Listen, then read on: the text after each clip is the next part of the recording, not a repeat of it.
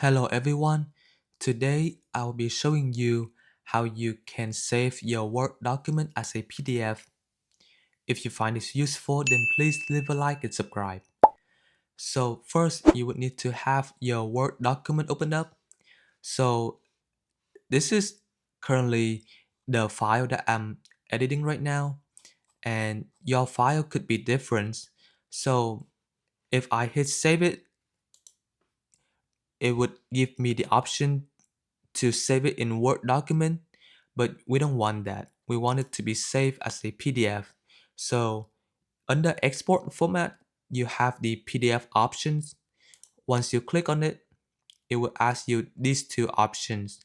I would suggest you to click on best for printing, and then you would click on export.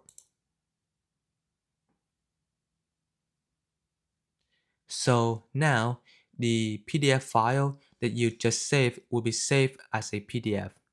So you can look for it in Finders on MacBook or and that is how you can save your document as a PDF in Word.